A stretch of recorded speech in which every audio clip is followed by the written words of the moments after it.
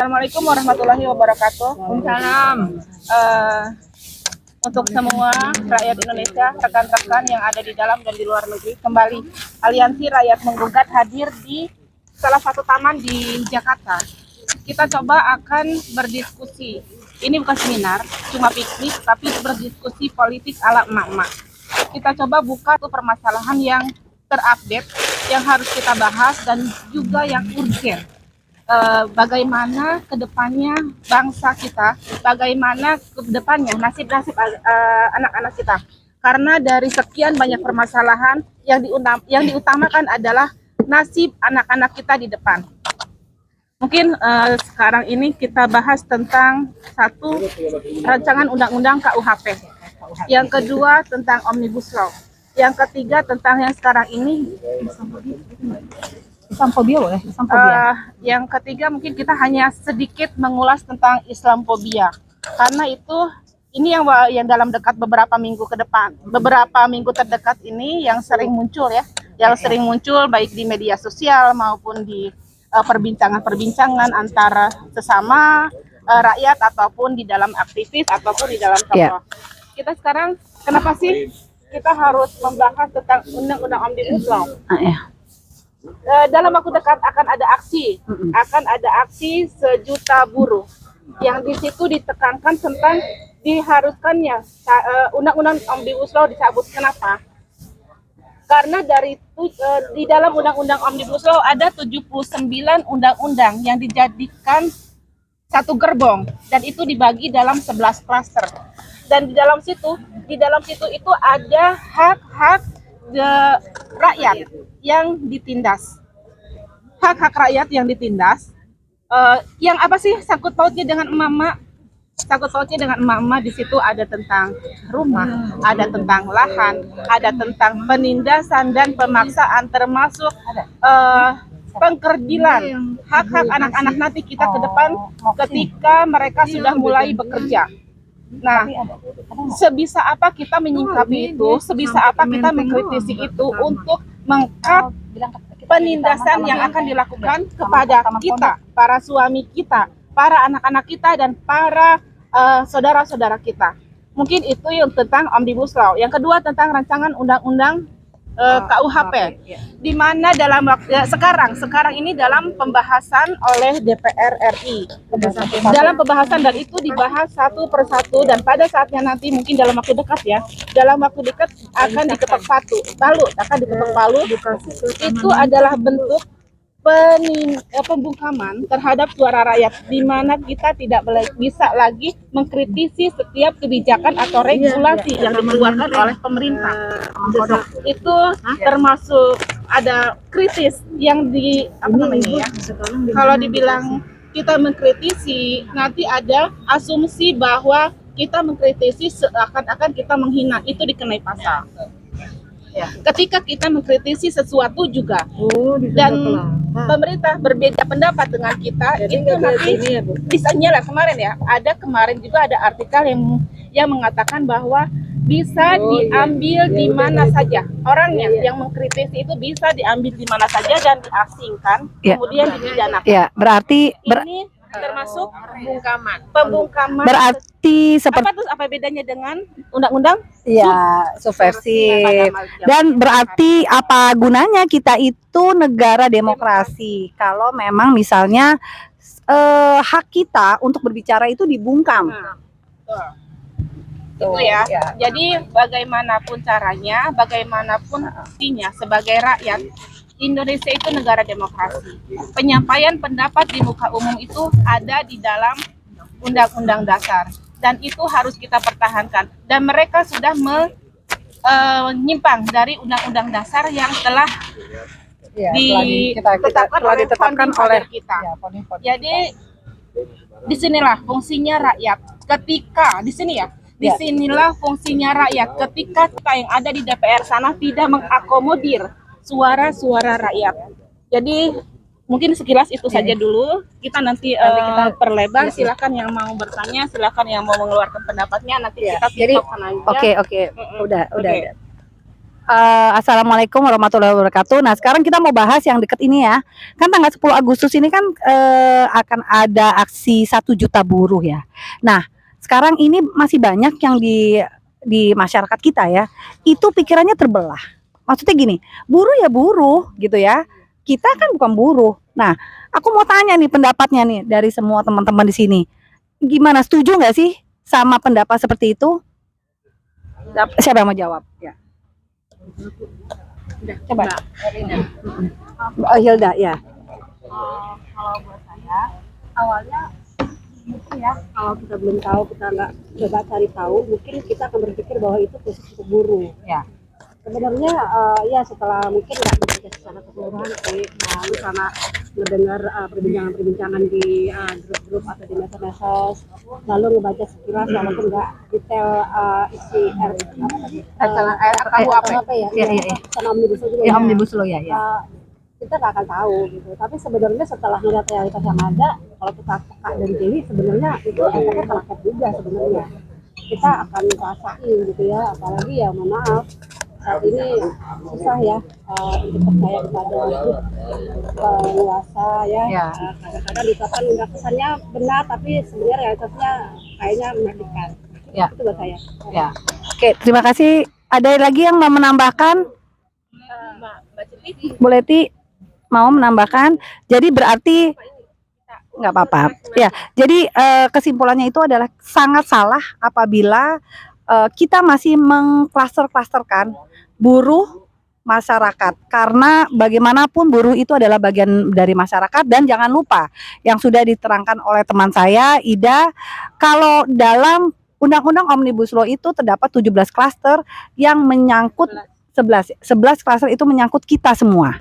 Jadi dari semua undang-undang, dan ingat, buruh itu adalah bagian dari rakyat Indonesia, dan seberapa banyak rumah tangga yang akan terkena imbasnya apabila undang-undang Omnibus Law itu disahkan. Jadi aku hanya mau menghimbau sebagai sesama ibu-ibu ya, dan sesama rakyat Indonesia, mari kita turun bersama. Dan kita itu bukan ibu pertiwi yang hanya bisa menangis pada saat anak-anak Indonesia kita yang bekerja sebagai buruh, ataupun nantinya anak kita pun akan menjadi buruh dan jongos di negara kita sendiri apabila sekarang kita tidak bergerak. Iya, apabila kita diam. Mungkin ada yang mau menambahkan? Ini tentang undang-undang Omnibus Law juga yang kita fokus ya. Kita fokus ini nanti pada tanggal 10 itu kita berusaha untuk membersamai para buruh, karena di dalam sana itu ada rekan-rekan kita, ada orang tua kita, ada suami kita, ada anak-anak kita, dan itu sangat urgent untuk rakyat Indonesia. Ketika itu disahkan, artinya sudah disahkan ya, kalau undang-undang Omnibus Law itu ketika pada kemarin disahkan dan kemudian ada keputusan MMA ya, dan itu sudah mengeluarkan suatu penindasan terhadap rakyat, dan itu tidak disadari oleh rakyat. Entah disadari atau tidak, entah tahu atau tidak, yang jelas itu merupakan suatu penindasan di mana rakyat diperas tenaganya, tetapi hak-haknya dikesampingkan. Nah, setelah itu mungkin dari semua rumah tangga itu tidak paham undang-undang Omnibus Law. Coba sekarang PR kita deh. PR kita sampai tanggal 10 Agustus saja buka tentang masalah undang-undang Omnibus Law. Karena di sana kita ada googling, kita bisa browsing, dan kita bisa baca itu.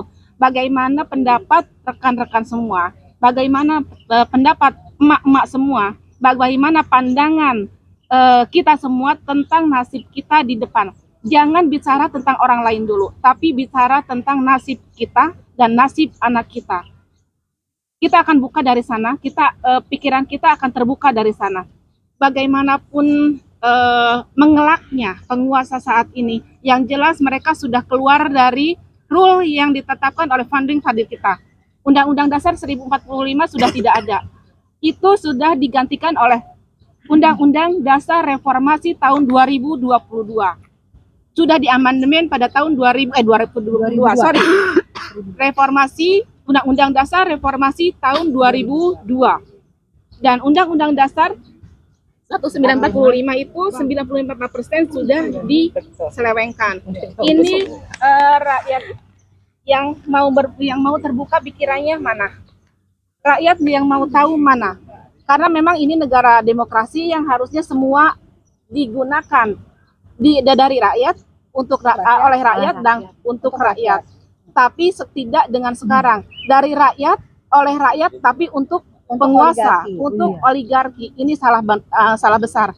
Jadi tugas kita nanti mengembalikan Undang-Undang Dasar 1945 ke Undang-Undang Dasar yang asli dan mengembalikan Majelis Permusyawaratan Rakyat sebagai lembaga tertinggi negara.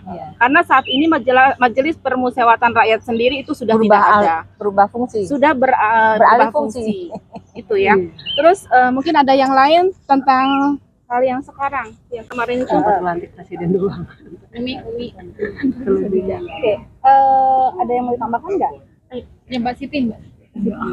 Jadi gini, kalau aku sih cuma melihat begini ya, kita ini semakin semua rata-rata kita itu berteriak, Ya. berteriak Tapi di medsos. kesusahan. Iya.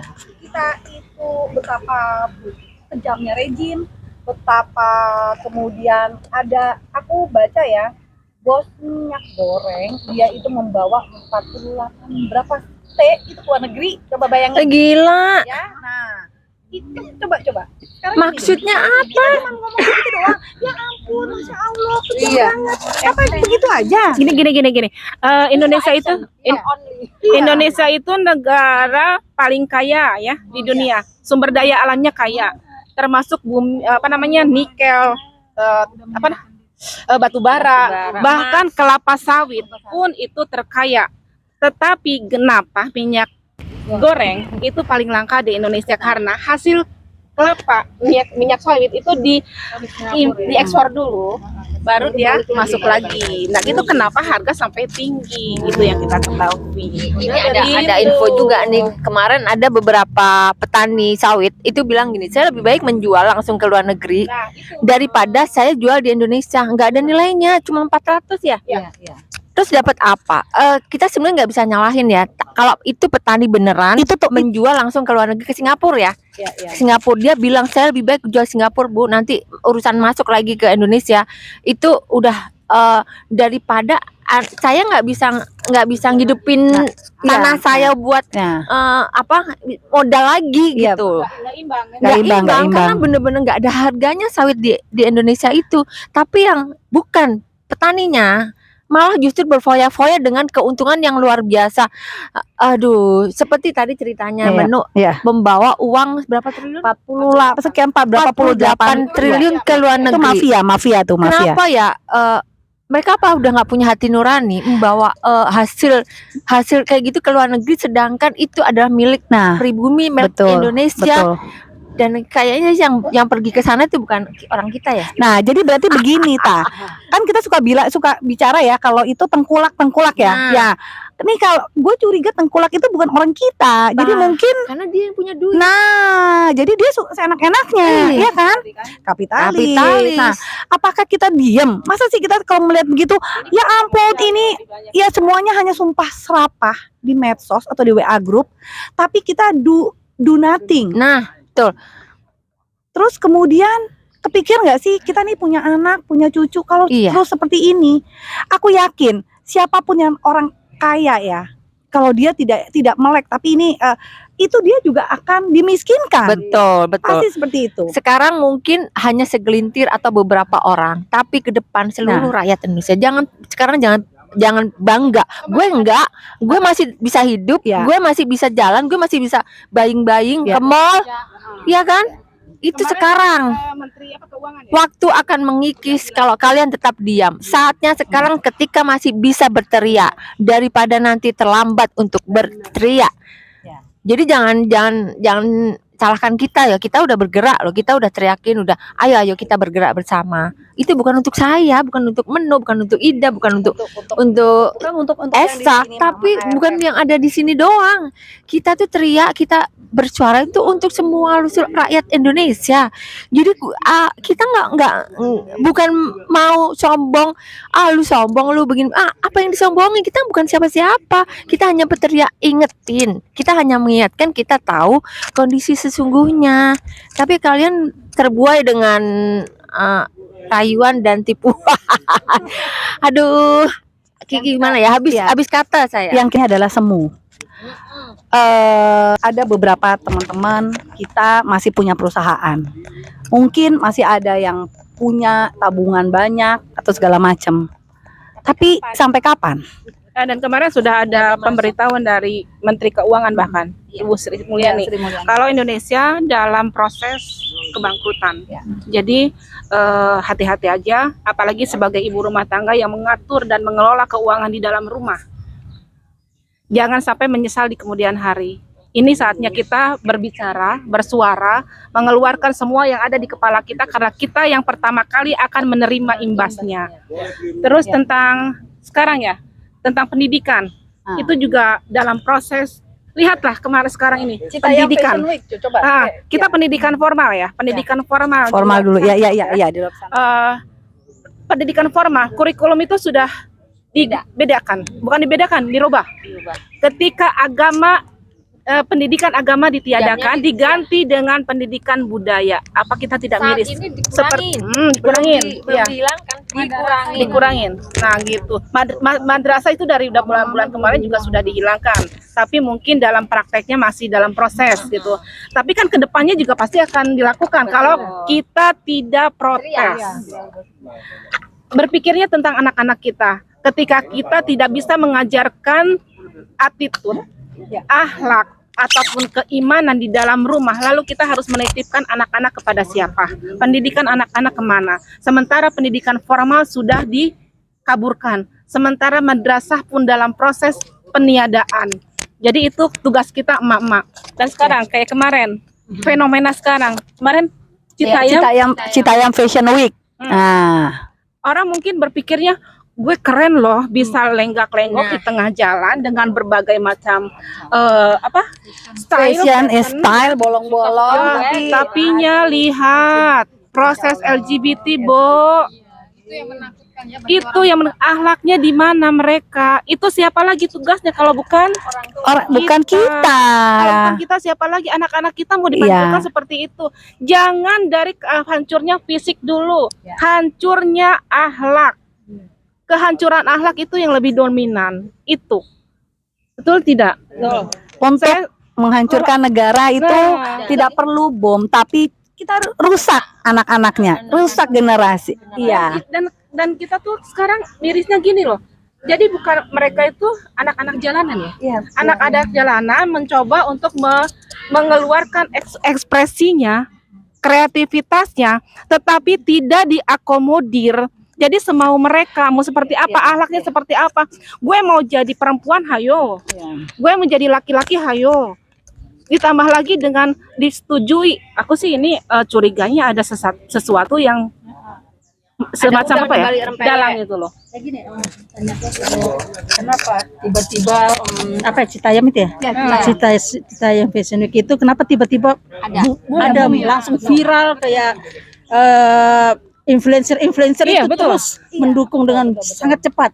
Sangat cepat itu ada apa di balik ini? Seperti sudah didesain secara sistematis. Nah itu ada hal yang akan terjadi yang nantinya kita kan gini ya, penduduk Indonesia suka atau tidak suka, memang suka sekali dialihkan, diseret ke sana, diseret kemari. Ada hal yang itu dia lupa, ada hal yang penting yang akan terjadi. Kita sekarang fokus kepada Citayam, tapi ada loh yang terjadi loh. Mungkin RKUHP akan disahkan atau nanti ada hal-hal yang mungkin pendidikan agama dikurangkan. Itu kan hal-hal yang suatu hal yang pemerintah mungkin ada di berita tapi mungkin kecil. Iya kan? Nah, itu. Jadi benar kata Ibu, aku setuju. Ini kayaknya by design semua. Ada suatu hal yang besar yang akan terjadi atau merupakan proses pengalihan dari berita utama. Dan anehnya gini, anehnya juga itu bukan hanya anak-anak yang menyukai dan menggandrungi itu, tapi ibu-ibu, emak-emak loh, mereka dengan bangganya gitu loh memperlihatkan semua kreativitasnya tanpa melihat latar belakangnya seperti apa, efeknya seperti apa. Lalu ada nggak yang sadar? Kalau mungkin adanya segelintir orang yang sadar, bisa nggak mengedukasi mereka? Kemarin pun kalau P ditutup pun itu masih apa namanya proses ya, masih on proses. tapi on proses ditutup, tapi mereka juga Masih ada ya? masih, tapi kan katanya sudah ditutup. Enggak, masih sembunyi. Beda dengan kalau misalnya ada ya disamakan ada satu kasus di mana anak yang mengaji dibilang ini radikal dan teroris. Ya, padahal sebetulnya teroris yang asli itu adalah yang di Citayam karena itu ada proses penghancuran masa depan, iya kan, terhadap anak muda. Waktu beberapa bulan yang lalu mungkin semua pada tahu ya, di beberapa daerah ada ngaji anak-anak ngaji di trotoar, itu tadarus ya, tadarusan itu disebut apa? Radikal. Nah ini yang ada di pusat kota dan akhirnya dilarang ya.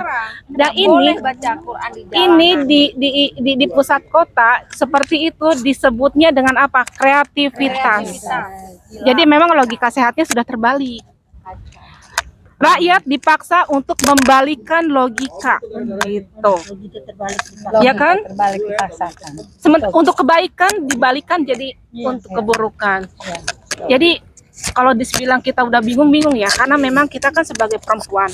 Kalau aku sih beranjaknya dari karena aku ada di posisi seorang ibu gitu loh. Entah dengan yang lain bicara tentang oke lah, kita tidak membicarakan masalah isu nasional apapun yang namanya undang-undang bla bla bla, itu bukan tugas kita sebetulnya. Tapi kita berangkat ini dari anak-anak. Nah, kita terus menyisir dari mana nih asalnya. Oh, ternyata memang dari perubahan sistemnya tidak dijalankan dengan baik, jatuhnya ya seperti ini gitu. Ada yang lain coba? Ada yang mau nambahin? Bang Ramin. Jadi ya memang sekarang ini logika terbalik.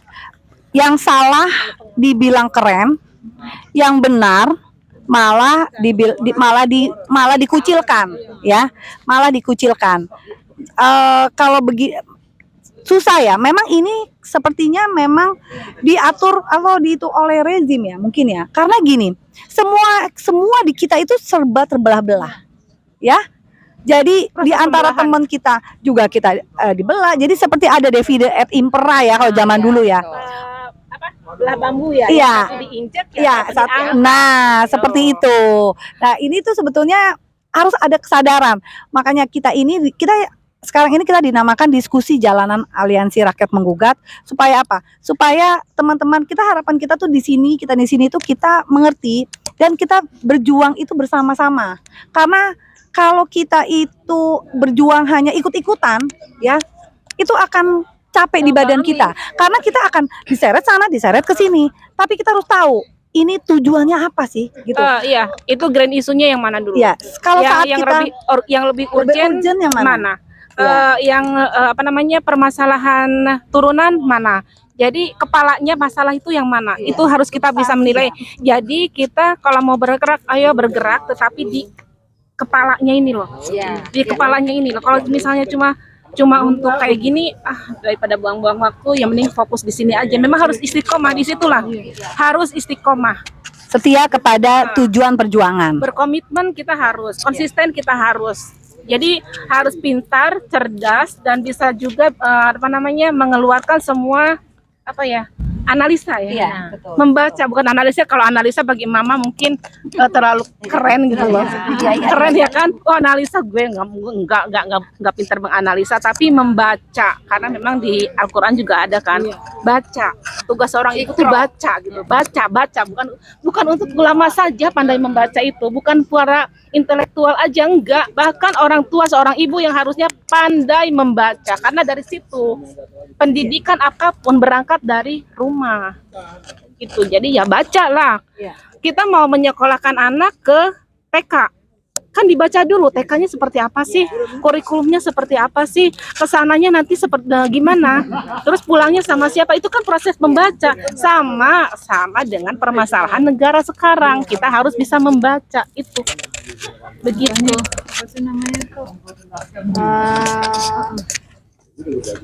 Miris ya.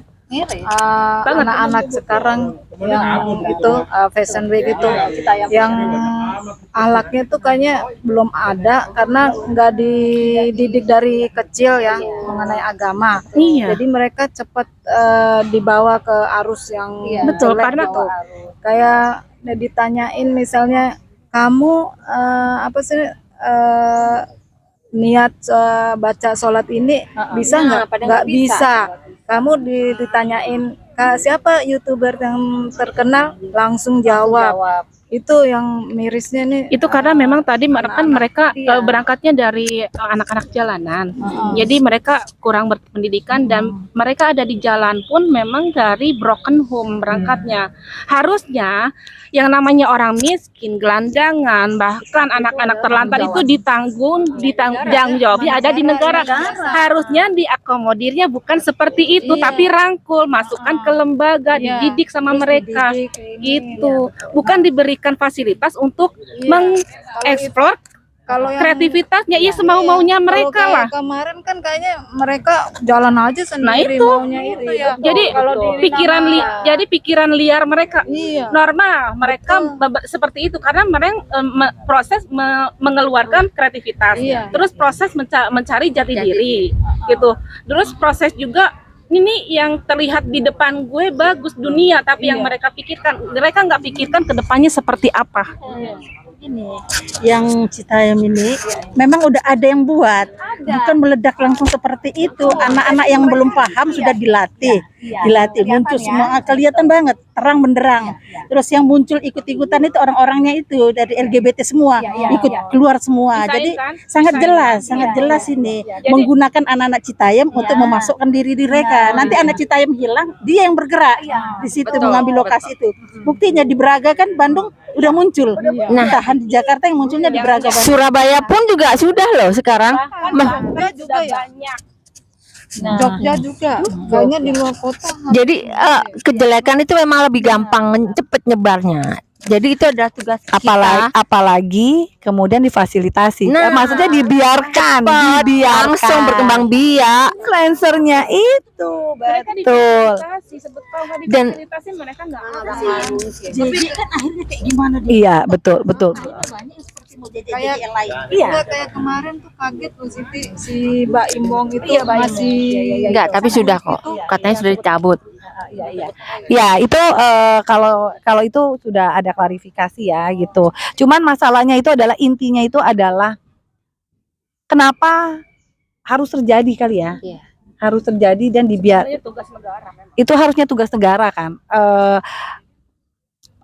Anak lantar mencerdaskan kehidupan rakyat, anak-anak bangsa itu adalah tugas negara. Makanya kan waktu itu kita pernah marah kan, Iya. ada menteri yang bilang ya memang soalnya anak-anak Indonesia tidak berkualitas, tidak kompeten, Itu disengajain, dikondisikan. untuk memperbodoh Nah, jadi kalau kita pikir ya, itu tuh semuanya tuh apa yang terjadi kalau kita mau runut ke belakang, itu tuh semuanya bersambungan karena kita dari awal tidak bergerak, mereka sampai ke sini. Nah, sekarang kalau kita begini nggak bergerak juga, mau bagaimana? Kan begitu.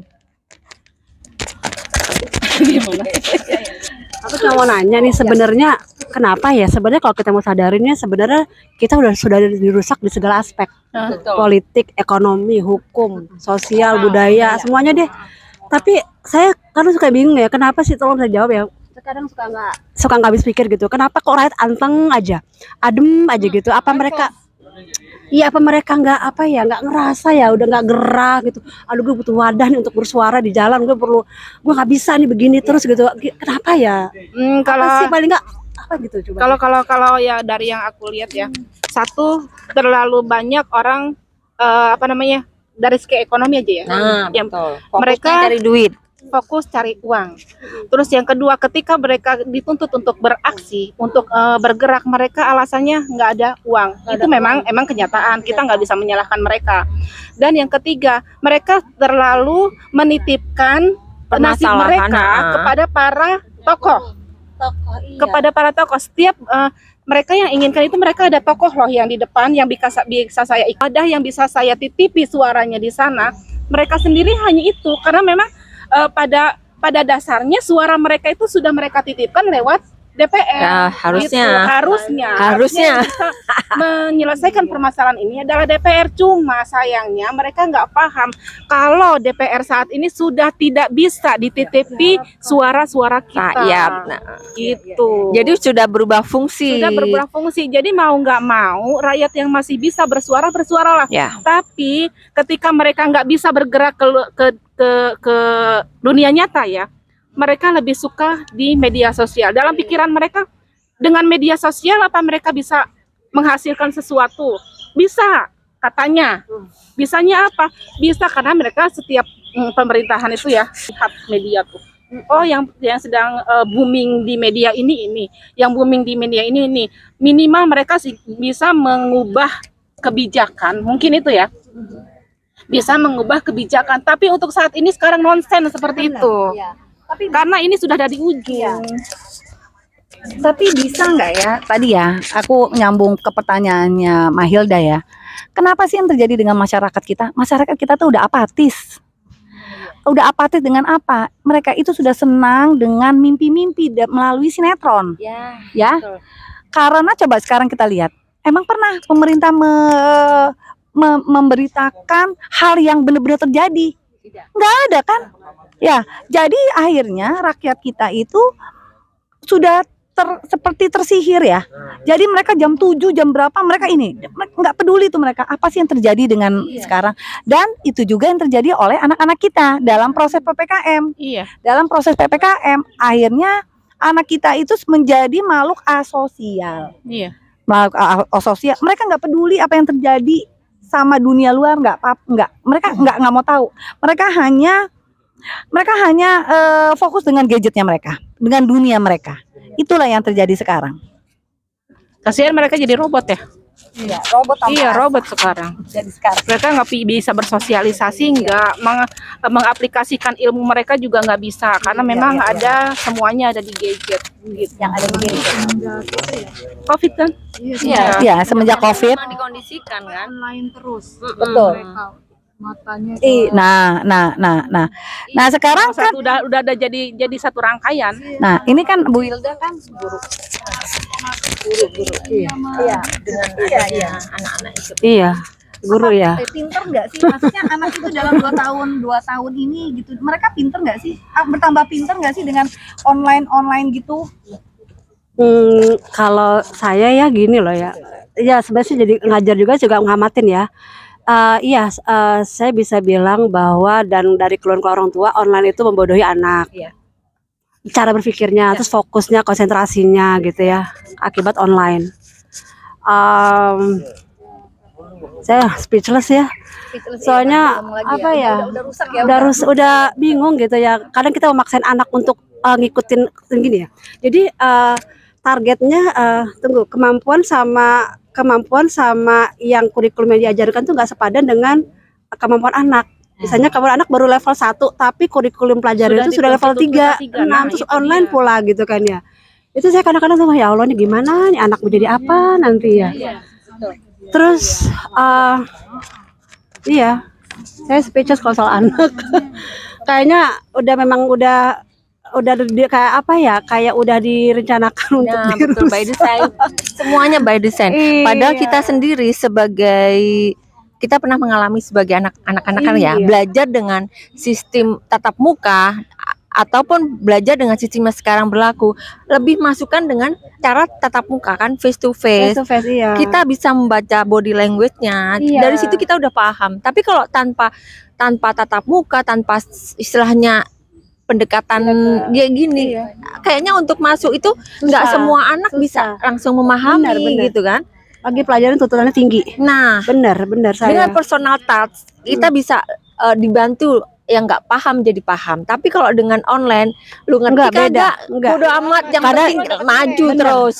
Ngandelinnya orang tua Nah, atau anak-anak enggak guru sekarang les. terbentuknya Benar, jadi orang-orang begitu. EGP, Benar, ya kan? benar. Dan Makanya sosialisasinya juga sama sekali Nggak ada. nggak ada. chemistry antara Nah. sama temen nggak ada. Mm-mm. kalau saya mungkin ngarep ya tuh ya, anak orang tua murid tuh harusnya ya itu turun ke jalan. Nggak ada lagi karena kita ngarepin eksekutif, yudikatif, legislatif ya. Legislatif deh pokoknya intinya ya. Sudah yang tidak berfungsi. kayaknya nggak bisa diharapin gitu ya, Mak ya. Dan Gabung kenapa? aja, Ya, dan kenapa kita Aliansi Rakyat Menggugat itu selalu mengajak emak-emak untuk datang bertatap muka? Iya. Itu tujuannya. Di samping silaturahim, Iya. kita juga lebih dapat chemistry kalau kita sering bertatap muka, dalam arti bukan cuma di lapangan ya, seperti acara-acara kita di diskusi di taman kayak gini. Kita akan semakin raket, kita akan semakin ketemu dengan apa yang dimau dan apa yang harus kita lawan untuk kezoliman mereka gitu. Jadi sayang sekali sih sebenarnya kalau kita nggak bertemu, bertatap muka. Ya memang sih kita nggak tiap Sabtu ya, nggak tiap minggu sekali kita tatap muka. Kita sesuaikan waktu dengan kapan bisanya. Tapi ya juga setiap kita undang banyak juga acara yang ada di luar sana yang tidak bisa ditinggalkan. Ya kita maklum sih. Cuman ya jangan. Nah itu semua kesadaran dari diri kita sendiri. Kita mau membersamai untuk bergerak bersama atau cuman jadi penonton, itu adalah masing-masing dari kalian. Kita sih tetap selalu semangat untuk ngajak mak-mak, ngajak om-om atau ngajak bapak-bapak untuk tetap bersama kita, karena ini bukan tugas AR doang. Kita semua itu harus bergerak.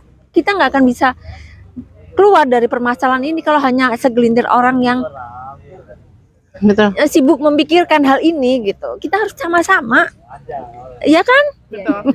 Dan satu lagi fungsi kita bertatap muka kalau menurut aku ya. Ini ke anak nih, anak apa kita nih? Oh, kita. Ketika kita berdiskusi di dalam WAG, ya. Ketika kita berdiskusi di dalam WAG itu akan beda rasanya sama ketika kita berdiskusi seperti ini, gitu. Kalau di dalam WAG ada satu kalimat saja, satu kalimat nih, tapi dibaca dengan intonasi yang berbeda, itu akan menjadikan salah paham, betul nggak?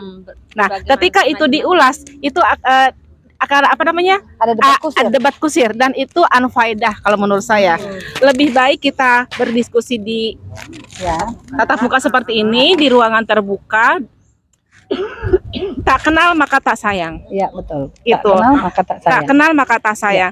Kita akan kenal maka kita akan sayang, dan kita akan bisa meminimalisir konflik yang ada di dalam intern WAG ya, atau WAG manapun, dan di dalam pribadi masing-masing. Itu kalau menurut aku ya, lepas dari pendidikan anak yang sekarang memang kalau menurut aku sih sudah tidak sehat lagi. Ya, betul. Catat ya, pendidikan anak formal itu sudah tidak sehat lagi. Terutama untuk aku sendiri sebagai muslim. Itu sudah tidak sehat lagi karena itu sudah jauh sekali dari nilai-nilai agama, nilai-nilai akhlak dan moral gitu. Dan juga kedepannya mungkin akan ada katanya bahkan guru pun akan dialihkan fungsi semua menjadi oleh teknologi. Kemarin terakhir itu berita bahwa PNS pun akan dikurangi dan kerja mereka digantikan oleh teknologi. Jadi akan banyak sekali pengangguran di Indonesia. Oke, akan banyak sekali pengangguran di Indonesia kalau kita tidak bisa mengangkat ini semua, kalau kita tidak bisa membuka usaha sendiri. Lepas bisa atau tidak kita berusaha mandiri, itu lain soal, karena Allah itu yang menentukan ya. Tapi dari yang kita lihat sendiri saja, peraturan itu sudah aku jadi susah ngomong, menjolimi kita loh. Iya, betul. Kita ini raga hidup, punya jiwa, punya tubuh yang bisa difungsikan. Dan sekarang akan digantikan seolah-olah oleh teknologi dan dikalahkan oleh robot. Itu. Coba gini, kalau aku pikir ya, memang sekarang kita memang hidup itu teknologi dengan kehidupan itu kan kita berkesinambungan ya. Cuma kalau teknologi yang tadi disebutkan gitu ya, itu mungkin cocoknya untuk negara yang seperti negara maju seperti Jepang atau contohnya ya, yang dimana memang mereka itu penduduknya itu mereka ya sedikit ya kan, dan mereka itu sudah tidak mau lagi punya anak, sedangkan kita ini sekarang padat karya Pak. Jadi semua itu harus disesuaikan dengan negara kita sendiri, iya kan? Sekarang kenapa kita harus memaksakan untuk menjadi negara yang modern, tapi belum siap. Nah, tapi lihat rakyatnya itu malah, contohnya gini deh, yang peraturan My Pertamina, kemudian beli, aduh jangan jauh-jauh, beli minyak pakein, nah, iya Peduli Lindungi, gue curiga loh, iya kan? Nah, itu tuh curiga. Cuma satu deh, ya satu hal nih yang mungkin akan aku ulang-ulangi terus ya. Kita ini ya, yang kita emak-emak di sini dan mungkin dan mudah-mudahan akan menular, akan lebih banyak lagi emak-emak yang akan gabung. Kita itu adalah, ingat ya, Ibu Pertiwi yang melawan, ya. Jadi selama kami masih punya suara, kami akan terus turun ke jalan dan kami akan mengadakan roadshow. Roadshow kemana aja sih? Yaitu ke menteri-menteri yang membuat kita sengsara, susah, itu aja. Berapapun jumlah kita, yang jelas kita harus bergerak. Ada yang bilang itu gerakannya cuma sedikit aja, nggak mungkin lah didengar, nggak mungkin lah, mana hasilnya gitu loh. Banyak loh kata-kata seperti itu saya dengar. Kalau dilihat Untuk dari apa? kuantitas ya, Untuk mendingan kita nunggu momen kayak dulu tahun 9 gitu, kayak gitu. Loh, saya bilang kalau nggak ada yang kecil gimana? Seperti itu tuh. Kok kayaknya kalau kita selalu selalu bicara kok sedikit, kok nggak ada hasilnya. Halo Bu, jangan menitipkan pesan, jangan menitipkan nasib pada kami yang sedikit. Oke? Satu, sedikit atau banyak itu tidak jadi masalah, tapi lihat kualitas yang kita bawa apa. Kuantitas tidak menjamin, kuantitas tidak menjamin perubahan nasib bangsa, tapi kualitas, insya Allah, kualitas akan menentukan. Mereka sudah membaca kita, mereka sudah membaca kita. Jadi jangan salah paham tentang gerakan yang hanya sedikit katanya, yang katanya tanda tanya bisa didengar atau tidak, tapi faktanya memang kami sudah didengar. Alasan. Iya, benar-benar malaikat yang banyak. Jadi gini, aku tambahin ya dari pertanyaannya Mahilda, dikit ya, mana ada hasilnya kalau dikit gitu gini. Kalau untuk hasil kita tanya bareng-bareng kepada Allah, benar nggak? Ya, yang penting itu adalah usaha. Kita sudah berusaha. Anda yang bertanya, apakah Anda sudah berusaha? Iya. Itu, ya. Kita sudah berusaha. Akhir bagaimanapun, tapi yang penting pada saat kita menutup mata, kita akan ditanya kepada Allah, tanggung jawab kita di mana? Kamu ada di posisi mana? Kamu ada di barisan mana? Itu. Yang sekarang, yang kita di sini adalah kita harus terus melawan kezoliman.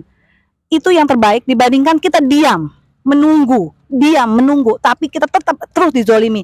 Itu rasanya sih kayaknya lebih apa ya? Lebih miris ya. Ya, kita ini walaupun kita sedikit, tapi kita masih punya hati yang melawan. Kita masih punya rasa untuk melihat ketidakadilan daripada yang banyak, tapi mereka tidak pernah. Mereka hanya berkata-kata. Mereka hanya bisa Kita nggak butuh penilaian ya. mereka hanya bisa menilai, tapi maaf kata salah. Jadi lebih baik kalau memang mau kita berhasil sama-sama, ya kita harus turun bareng-bareng. Kita harus berjuang bareng-bareng. Iya, jalanan di Jakarta itu masih cukup luas untuk kita penuhi bareng-bareng. Kita jelajahi bersama. Dan yang kita perjuangkan bukan hanya untuk kita, tapi juga untuk Anda sekalian, teman-teman saya yang di luar, sahabat-sahabat saya yang di luar. Jadi lebih baik, ayo kita bergabung yuk. Kita bergabung untuk satu, yaitu Indonesia yang lebih baik dan rebut kedaulatan rakyat. Nah, bicara tentang kedaulatan rakyat, saat ini rakyat sudah berdaulat belum? Belum. Saat ini kedaulatan ada di mana? Ada yang komen kemarin gini, lo aja yang berdaulat, kita sih udah nggak berdaulat nggak masalah, yang penting bisa makan, bisa minum. Astagfirullahaladzim. Kalau gitu ya nggak apa-apa. Lakukan apa yang kamu mau gitu loh. Yang jelas nanti jangan nangis ketika anak-anak kita nasibnya akan sama dengan di Uighur sana. Ketika anak-anak kita nasibnya sama dengan di Palestina sana. Gitu. Jangan nangis. Tanggung jawab anak-anak adalah tanggung jawab orang tuanya. Gitu. Dan sekarang kemarin tentang kedaulatan rakyat balik lagi. Rakyat sudah berdaulat belum? Belum. Karena sekarang kedaulatan itu ada dipegang di oligarki. Karena kedaulatan dipegang di penguasa. Karena kedaulatan ada di tangan yang punya modal. Punya uang. Gitu. Sekarang contoh kemarin saja belum lama ketika ada ibu-ibu menangis jerit-jeritan di pinggir jalan sambil gendong anak karena mau panen itu nggak bisa. Itu lahannya diambil oleh Pemda. Emak-emak. Itu emak-emak loh. Saking pengen berusaha walaupun dengan menggendong anak, ketika lahannya diambil oleh Pemda, siapa yang bisa membela mereka? Nggak ada. Siapa yang bisa membela mereka? Nggak ada. Sekelas Pemda pun mereka malah mengalah. Katanya ini akan dijadikan taman. Lebih berguna mana jika lahan itu diberikan kepada rakyat untuk diolah daripada menjadi taman? Taman bisa banyak, masih lahan banyak ya yang tidak digunakan. Tetapi itu sudah menjadi lahan usaha rakyat. Untuk pemerintah, coba hati nuraninya di mana? Bumi Indonesia ini kaya, lahannya sangat besar, tanah dan laut itu banyak, itu harusnya dimiliki, dikelola oleh negara dan diperuntukkan sebesar-besarnya kesejahteraan dan kemakmuran rakyat. Tapi nothing. Sekarang semuanya untuk kemakmuran oligarki. Semua untuk kemakmuran pemerintah. Pemerintah Sekarang oligarki. Penguasa. Kita apa? Sampah. Dan kita akan menjadi apa? Kacung di negara sendiri. Kita apa? Kita disuruh bayar, suruh bayar utang, harga-harga dimahalin, pajak, BPJS sekarang menjadi semua akhirnya dibebankan oleh kita rakyat. Tapi apakah kita menikmati? Enggak kan? Hidup kita malah makin susah. Seharusnya di negara yang sebesar ini, yang sekaya ini, nggak ada yang namanya antrian Betul, bakso. Di negara yang kaya, yang sebesar ini, yang semuanya ada itu, tidak ada lagi anak-anak jalanan. Nggak ada lagi gelandangan, apalagi sekarang katanya gelandangan akan didenda. Itu gobloknya seperti apa? Sorry, aku nggak biasa ngomong goblok, cuman sekarang saking. Iya, nggak apa-apa. Kita itu emang emak-emak yang ngomongnya memang seperti ini, ya kan? Iya. Jadi nggak apa-apa. Gelandang itu termasuk fakir miskin. Betul. Tenang, harusnya RKUHP belum disahkan. Jadi lu masih bisa ngomong goblok, masih bisa. Harusnya itu yang namanya gelandangan, fakir miskin, anak terlantar, segala macam bla bla bla yang miskin itu dipelihara oleh negara, betul nggak? Iya nggak? Ini buzzer yang dipelihara. Undang-undang yang mana Pak yang dipakai gitu loh? Itu pasalnya ada di Undang-Undang Dasar. Ada fakir miskin, anak terlantar, dipelihara oleh negara. Apalagi dengan negara yang sekaya ini, harusnya rakyat Indonesia ini udah tinggal ongkang kaki karena mereka punya emas, punya nikel, punya batu bara, dengan segala macam yang ada di laut pun sekarang ada yang mengklaim bahwa laut bagian sana itu punya sana. Punya Cina, entahlah Cina Selatan gitu ya. Yang itu kekayaan alam yang ada di laut pun sudah diklaim oleh luar. Gila kali ya. Dan kita masih mau diam. Pertanyaannya gitu. Dan kita masih mau diam. Hah? Kita masih mau diam. Ayo dong. Aduh. Bangsa Indonesia memang udah dijajah sih 3 abad ya? Gimana kita nggak dijaya, kita jangan terlalu pasrah. Sekarang itu kasihan anak cucu kita, nggak usah mikirin kita itu hidup berapa lama lagi sih, tapi bagaimana anak kita, cucu kita, cicit kita, mereka loh yang akan merasakan. Betul nggak? Ya betul kan ya Bu ya. Di undang-undang kasihan cucu kita ya Bu ya. Yang di undang-undang Omnibus yang disinyalir katanya salah satu pasalnya ada yang nantinya akan tentang rumah loh. Tentang rumah kita loh. Kita Nih, rumah yang beli. Terus kita yang urus, yang bayar pajak kita. Lah nanti hanya akan diberi tenggang waktu sekian tahun. Setelah itu harus lapor, bayar pajak. Kalau tidak dalam waktu yang diberikan tidak ada laporan, tidak ada pajak, itu akan dijadikan hanya guna pakai. Yang sewaktu-waktu akan, dan jangan sedih juga nih yang sekarang tanahnya banyak ya. Itu juga ada di Omnibus Law kan? Betul. Nah. Itu sudah ada. Enggak. Sekarang kita kan sudah ada sertifikat yang dititipkan ke apa tuh Bang Adi? Tanahan ya? BBN. Itu kan sertifikat kita sudah dititipkan kan di mereka. Tanda-tandanya apa? Kalau yang bisa berpikir, bisa membaca, pasti bisa tahu. Jangan mau dititipkan, Gitu. pegang sendiri. Nah, jadi mungkin nanti kita tidak akan ada Omnibus Law lah. warisan Makanya turun-temurun. mulainya sekarang coba baca undang-undang Omnibus Law. Baca undang-undang RKUHP. Itu sangat berkaitan banget dengan penindasannya ya, kejahatannya itu ada di situ. Makanya besok tanggal 10 itu kita coba, kalau misalnya kita mau, kita bisa, harus bisa kalau Harus bisa. Ya. harus bisa turun bersama dengan buruh. Ya. Kami jangan melihat kami ARM, tapi kami adalah rakyat yang menggugat. Kami adalah sama dengan Anda, kami adalah rakyat yang menggugat, dan kami memang yang selalu marah, dan kami ini memang yang selalu bawel, dan kami ini yang selalu turun ke jalan. Tapi bukan berarti kami menjadi sok, atau kami menjadi angkuh, atau kami menjadi sombong. Nggak ada Karena yang nggak disombongkan. kalau misalnya teman-teman jangan melihat kami ada di depannya, tapi apa resiko kami kalau kami ada di depan. Itu apakah pernah terbayang? Kan enggak. Kadang-kadang teman-teman hanya melihat Ini lagi kita itu sok lagi, jagonya sok di kita, depan. enggak. Enggak loh, kita juga dengan 1000 resiko di situ. Ya, kita 1000 Dan resiko. kita mau yang lain itu tidak sebagai makmum, tidak ada di belakang kita, enggak, tapi ada di samping Ya. kita. Gitu. Jadi kita sama-sama berpegangan tangan. Ya, bukannya kemudian kita depan, enggak. Kita sama-sama berpegangan tangan. Wahai mak-mak semua, kita berpegangan tangan karena kekuatan kita itu adalah di hati kita. Kita sama-sama kita maju. Kita ini adalah mak-mak, the power of mak-mak. Kalau boleh ya, kita ini memang benar the power of mak-mak. Mak-mak itu, siapa bilang mak-mak itu lemah? Mak-mak itu begitu mak-mak itu disakiti, diinjak segala macam, dia akan bisa maju lagi, dia akan bisa berdiri lagi dengan 1000 kekuatan yang dulu. Jadi aku pengen mak-mak ini, kita ini, kita harus terus bersatu. Kita ingat keluarga kita ingat keponakan kita ingat anak kita ingat cucu kita, dan tanggung jawab kita kepada yang di atas. Benar. Aku pun bergerak tuh karena apa? Selain karena Allah, juga karena keponakan, anak murid, tetangga kiri kanan. Itu yang membuat aku ikut ARM. Ada satu lagi menyangkut tentang guru.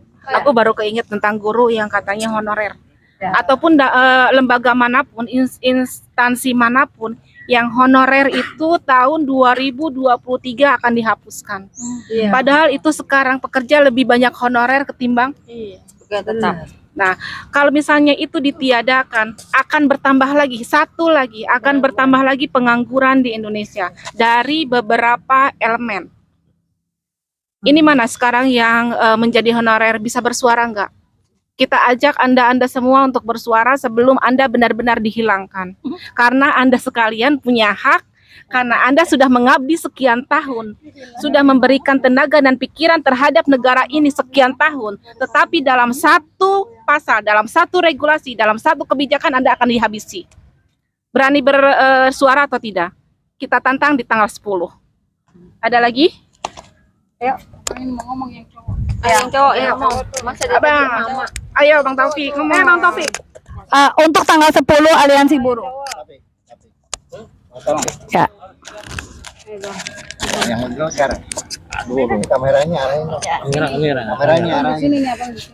Biasanya minggir, mundur. Ini Mundur dulu. Kita mundur. enggak sama ibu itu geser. Bang, ngomong bang. Iya. Ngomong bang. Tarik bang. Assalamualaikum warahmatullahi wabarakatuh. Ya. Ini untuk persiapan tanggal 10 ya. Iya. Iya. Kayaknya kita perlu belajar nih sama kegagalan dari teman-teman yang kemarin bikin acara aksi penyelamatan Indonesia. Ya. Ternyata dari jauh dari ekspektasi, kosong gitu. Tapi ya nggak apa-apa juga karena kita kan intinya militansi sendiri ya, maksudnya sedikit tapi ini berkualitas. Namun walaupun kemarin mereka itu sedikit, itu sehari sebelumnya mereka bikin acara kumpul dengan para YouTuber. Oh ya, oke. Jadi kalau bisa beberapa hari sebelum tanggal 10 kita buatlah ya acara makan sederhana lah ya, Oke. dengan para YouTuber kayak Mimbartub, Sahabat Channel tuh kan teman-teman YouTuber gitu ya. Supaya mereka mau hadir gitu. Jadi sebarannya lebih luas. Kalau yang hadir kayak beberapa waktu lalu kan mereka liput tuh. Kita yang hadir mungkin nggak sampai 50-100 orang. Tapi yang nonton puluhan ribu orang. Oke. Jadi kekuatannya di situ kita. Masukan juga mungkin ya. Di media ya. Iya. Oke. Jadi di era begini kita harus pandai-pandai lah gitu. Kita serah itu. Ya. Mau yang nonton mulai dari emak-emak sampai istilahnya maaf ya, Mbak Intokam nonton biarin aja. Iya. Mbak Intokam apaan? Mbak Intokam. Jadi ya biarin aja. Karena pesan kita juga harus sampai sama mereka gitu kan. Biarin aja. Ya kalau kita ditangkap ya saya orang pertama yang ditangkap karena saya yang nyebarin gitu. Jadi saya pikir dengan niat baik buat Bangsa. buat NKRI ya. Ya. Saya pikir inilah nggak ada salahnya kita galang YouTuber. Semua segala cara kita tempuh ya. Iya. Karena berharap dari media mainstream Nggak ya mungkin. nggak mungkin. Mereka sudah di Cuman kalau saya ini usul juga nih. Sebelum tanggal 10 kalau bisa teman-teman dari buruh kalau bisa datangin tuh Metro TV, datangin TV One, iya, oke. kantor-kantornya. Oke. Ya. Karena mereka selama ini kan hidup dari uang rakyat biar gimana? Iya. Jangan mereka tuh tutup mata gitu. Iya, betul. Terutama kayak Tempo atau apa gitu. Karena memang ya kita cobalah ya Iya. hal-hal yang kiranya memungkinkan untuk sebaran yang penting nih. Iya, betul. Sebarannya. Publikasi ya, media ya. Iya. Kemudian yang kedua kita harus fokus bahwasannya Aliansi Rakyat Penggugat ini fokus untuk membuktikan dirinya kita tuh independen gitu. Iya. Kita fokus Jokowi mundur. Iya. Ya. Pasti. Ngapain ngarep istilahnya Pilpres 2024 yang aturan mainnya udah bertentangan dengan Undang-Undang 45. Ya. Jadi kita kalau ditanya Kita memang ARM itu memang kita tidak ada hubungan dengan copres-capres. iya, Dan kita fokus kita itu dari segala macam permasalahan ini solusi kita cuma satu, Jokowi mundur ya. iya, Dari awal sampai hari ini kita tidak berubah. iya. Terus ini saya dengar isunya udah lama. Pak Lanyala mau ditangkap. Isunya begitu. Jadi seandainya nanti Pak Lanyala ditangkap, kita orang pertama yang harus bela beliau. Pasti. Kita orang pertama yang harus bela beliau. Ya, Ya. pasti. Insya Jangan Allah. kita banyak para ustadz, Jangan dong. para Iya, habib ditangkap pada yang lain pada diam. Kita harus tunjukkan, ya. Siapapun teman kita yang ditangkap, kita tunjukkan dengan segala cara. Ya bisa cuman dengan media sosial, ya tunjukkan. Ya. Ya, tapi kita doakan semoga beliau baik-baik aja ya, karena Iya. apa yang beliau lakukan itu adalah sesuai konstitusi dan dia adalah seorang DPD Ya, yang pasti itu. memang berbicara dengan rakyat ya, berdialog dengan rakyat ya. Iya. Ya. Pasti. Lembaga tertinggi negara yang bisa menyampaikan aspirasi masyarakat hanya DPD saat ini. Iya. Cuman Jadi kita harus sebagai rakyat, kita ada fasilitas seperti itu kita pakai. Dalam arti lepas dari dia mau capres, kita tidak Iya. peduli. Enggak, Yang itu- jelas itu hak beliau. Ya, Biarin betul aja banget. kalau mau kita dukung hak beliau kok. Ah. Kenapa enggak? ya Jadi saya juga ada orang alergi karena dia mau capres-capres, biarin aja hak beliau kok. iya. Hak beliau. Jadi kalau kita sebagai ARM kemarin masuk ke dalam dan berdiskusi dengan beliau sebagai ketua DPD, bukan sebagai lanyala calon presiden yang mencalonkan diri sebagai presiden. Itu harus digarisbawahi. Iya Pak, pasti itu karena kehadiran teman-teman di sana kan hadirnya di kantornya DPD, bukan di restoran. Nah, jadi resmi itu. Iya, resmi. Jadi kalau ada yang bilang gini, ini kita di DPD resmi nih, nggak ada urusan sama pribadi beliau. Nah, betul. Apapun latar belakang beliau, apapun masa lalu beliau, kita tidak peduli. Karena kita sebagai RM masuk ke sana tadi saya bilang hanya sebagai ketua DPD dan kita sebagai rakyat menyampaikan aspirasi dan beliau mendengar dan memfasilitasi. Itu yang harusnya DPR pun fungsinya seperti itu karena dia wakil kita yang bayar mereka dan kita yang memilih dia, gitu kan? Iya, setuju. Dan yang terakhir, kalau bisa pada saat kita demo nanti ini apaan tuh? Itu kayak mobil panggung kan terlalu tinggi itu kita ngambilnya kadang nggak kurang bagus ya. Apa? Ngambilnya kita kurang bagus. Ya. Kurang bagus. Mobil komando. Itu teknis. Sekarang teknis kan dipegang sama buruh ya. Iya. Enggak, maksudnya mungkin nanti untuk berikutnya kalau bisa besok kita ini kita kan rata-rata kan dari YouTuber tuh pakai handphone, jarang yang pakai tele dan sebagainya gitu. Iya betul. Itu jadi nggak orang yang nonton berpengaruh nanti.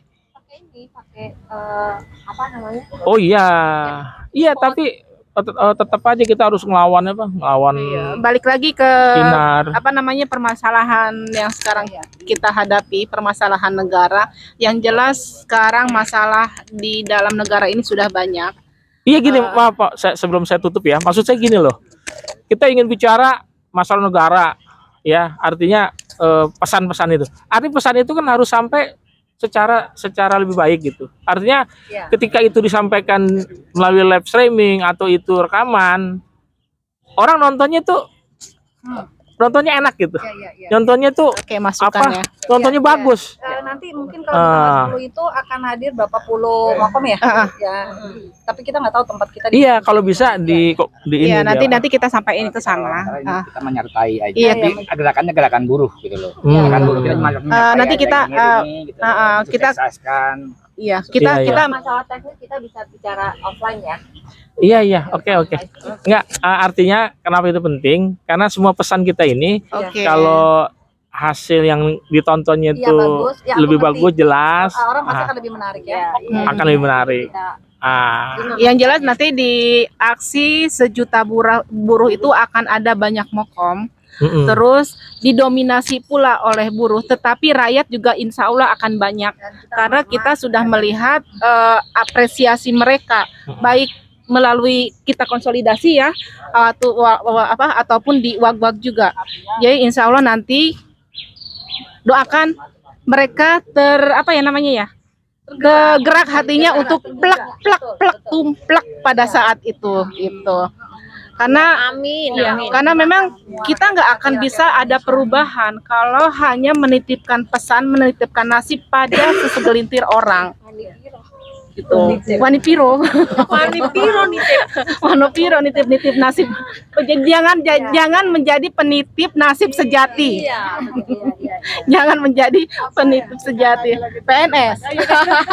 Jangan penitip nasib sejati PNS. Gitu. Nasib sejati. Ini kan rencana kita ARM dengan buruh ya. Kalau rencana ARM ke depannya gitu ya, kita pasti selalu akan ada gerakan. Ya, yang pokoknya gini, kita tidak akan pernah diam walaupun misalnya banyak masalah yang ada di kita, baik itu internal, baik itu dalam sisi dana atau segala macam. Kita tetap ingat kita adalah rakyat yang menggugat, yang akan selalu melawan itu. Jadi kita tetap akan bergerak terus. Jangan, jadi untuk kepada emak-emak, selama kita masih kesusahan di dapur, kita akan turun. Terus satu lagi selamat bekerja kepada teman-teman buruh yang sekarang masih berkonsolidasi dengan semua APK, dengan semua teman-teman dari berbagai daerah, bukan fraksi ya, pabrik, instansi-instansi itu kita nggak tahu ya namanya. Yang jelas sekarang mereka sampai tanggal 5 ya, sampai tanggal 5 itu karena mereka mulai bergerak long march. Jadi sampai tanggal 5 itu mereka disibukkan dengan segala konsolidasi untuk siapa? Untuk kita rakyat. Untuk kita rakyat. Jadi jangan berpikir jangan pernah sepelekan gerakan peran buruh. Jangan pula sepelekan peran rakyat yang hanya sedikit. Buruh adalah rakyat Indonesia juga. Buruh adalah rakyat Indonesia, dan negara yang baik itu bisa dilihat dari nasib buruhnya. Kalau buruhnya itu sejahtera, sejahtera, bahagia, aman, tentram, itu berarti sudah rakyat negara Indonesia sudah menjadi adil dan makmur. Nah, merdeka dari segala macam oligarki. Jadi berarti apa? Kita yang mengatur oligarki, bukan oligarki yang mengatur kita. Kita yang mengatur uang dan bukan uang yang mengatur kita. Oke, kayaknya waktunya sudah habis sore. Ada yang mau nambahin nggak? Ada yang ingin bicara lagi? Kita ini kita